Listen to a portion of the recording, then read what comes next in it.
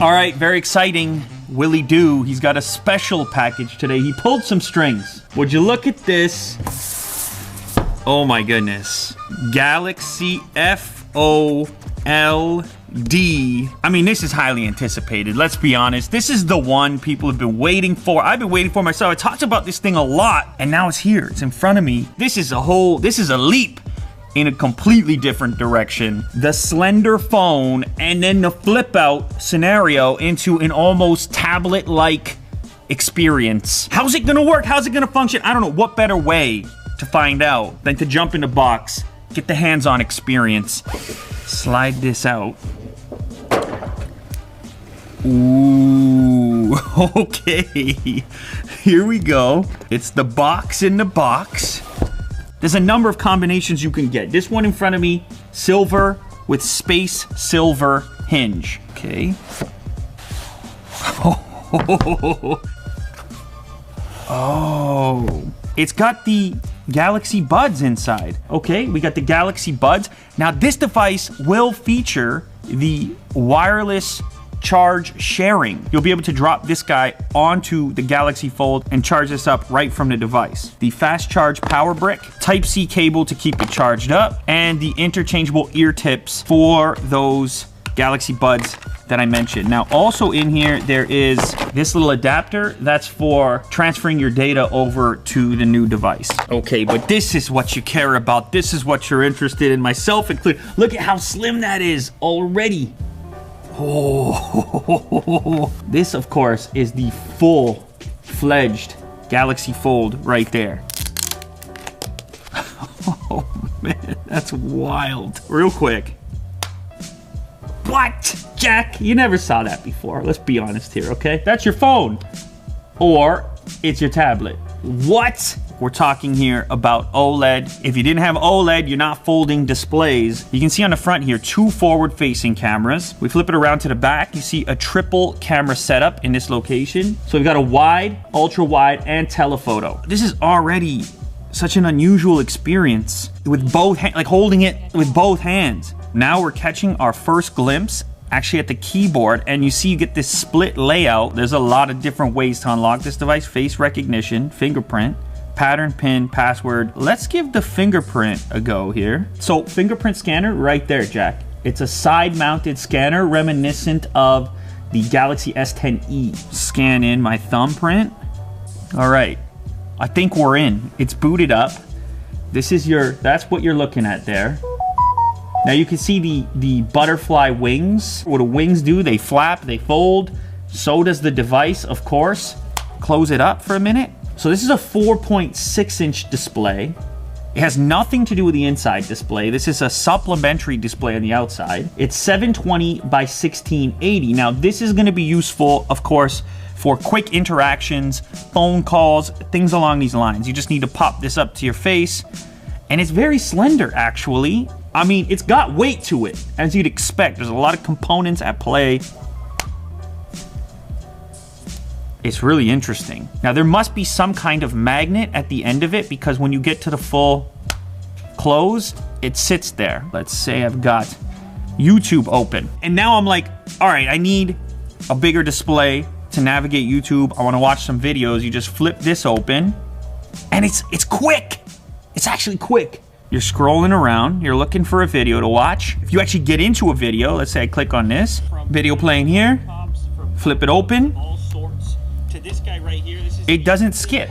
It's kind of like iPad mini territory, scale-wise. So it's 2152 by 1536 at 7.3 inches. So it really is, it's like a small tablet experience to transition into a real immersive video viewing experience. You just flip it open. These devices have become such major consumption devices for us. You saw screens scale up over time on smartphones.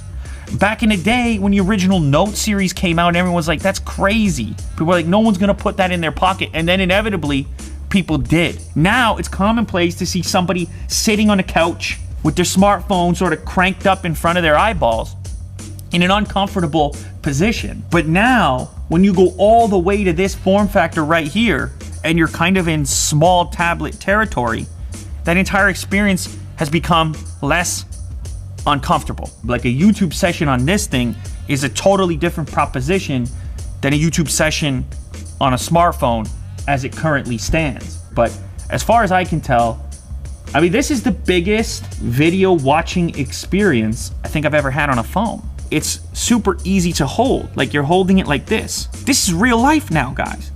This is what it's gonna be on the street, on the bench, in the public transit. It's a whole new thing, and you're gonna notice it from a mile away. I think this thing has fully engaged the sci-fi Lou right now. But what we're looking at is the convergence of these various devices into a singular device. Can this thing get to a point where it can legitimately replace the laptop as well? This is a real future. I'm convinced. Now keep in mind, like we said before, you close it down, it's like closing a laptop. It's ready for the pocket. And it's slender. And it's real fancy looking. This is a double tap to wake this up on the outside, like this. But then over here to unlock it. And then this is your screen off switch. And fingerprints unlock. When I'm out on the street, when I'm out just living life, how often do I transition between the two modes? I would think I could get by through a lot of scenarios in the clamshell. You're surfing the web, you know? You hit up Twitter. You're just, it's a whole different thing going on. It's definitely expensive. We should talk about that. I mean, it's $1,980. Well, USD. It is a powerhouse though. 12 gigs of RAM in this monster. Snapdragon 855. It's got a 4380 battery. I really think it's the future. It's crazy to say. I didn't know I was gonna say it. This is some futuristic stuff. The 12-year-old me, like, holy moly, man. Like, just when you thought things were getting stagnant, and now that's real. Now that's a thing. That's a thing going on. Now, I do need to say, it's very important, okay? I do need to say, you can see where the display folds over. It depends on the background as well. I made videos on this. I expected this to be the case. And the truth is, I don't care. I don't care at all. This is magic. Ranting and raving aside here, it's still got a camera. Oh my God, look at the camera. The setup is very similar to the S10. You have the typical wide, you have the ultra wide, and of course you also have the telephoto. Here's telephoto first, typical wide, and then my favorite, ultra wide. Oh my goodness gracious. So that's your ultra wide image. There's your wide. And there's your telephoto. And as you can see, you can compose just like this, just like you normally would. Lot to grip onto there. So you can see in landscape, I can go ultra wide, quick, standard wide, quick, telephoto, quick, and then I can fold it out and I'm still in the camera module. Interestingly enough, the same cannot be said for the front-facing cameras because, of course, we have 2 units here and a single unit on the outside. Now we have a selfie, a slightly wider image, and a slightly closer one. Very nice. Wow.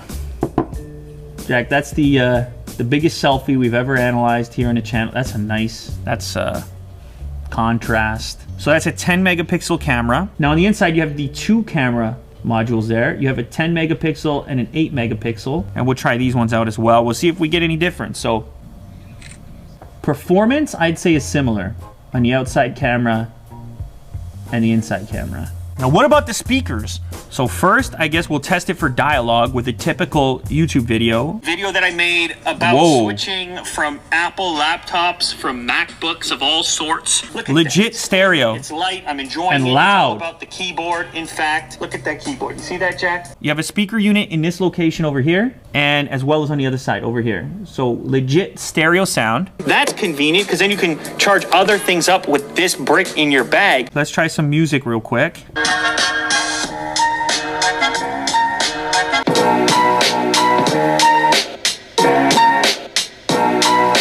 It's got a crispy sound, it's detailed, and you got sound at the left and right side. You actually have legit stereo separation, which is so unusual in the smartphone space. I mean, that's really impressive. I'm happy with that. What can we really say about it? You come into this thing, you want to be skeptical. It's your job to be skeptical. And of course, I can find a way to do that because of the price. It's still very expensive. It's almost $2 grand. And I realize not everybody's gonna be able to splurge and spend 2Gs. But you want to frame it a little bit differently. You can say, what if that individual is in the market for a tablet and a phone? I gotta say, just as a tech fan though, I mean, it's so refreshing to look at something that's so different, a completely different take on something that you're so used to. And then in the other departments where it just has to be a phone, first and foremost, it's kind of like a repackaged S10, which, I mean, you already know, one of the best phones out there. You guys have watched enough videos to know it's coming through, right? The excitement level, it's coming through or it's not.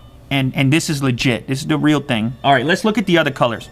Oh my goodness gracious, this is bananas. Oh my God, look at this. Oh, that is the blue, which kind of has like a cool purplish hue to it with the gold hinge. This one is gold on gold. Or is that green? That's an emerald kind of green, greenish gold with the gold hinge. That's black with the black hinge. What are they calling this, Will? Green? Martian green. Okay, that's Martian green with the silver hinge. Astro blue with the silver hinge. Dark silver. Oh my goodness gracious. Kind of like outfitting the interior of a luxury car. You don't just pick the color anymore. You pick the color, you pick the hinge. What a time to be alive, ladies and gentlemen. Our smartphones are folding now. Like, just stop and think about the engineering involved, all the people involved. When you start to imagine, then the appreciation comes in, that ultimately we get to experience stuff like this because of all those people going after that ambition. That's always been exciting, and it's products like this that bring me back to that excitement from day one. It's the reason this channel exists, and it's the reason that it started. That's the Samsung Galaxy Fold.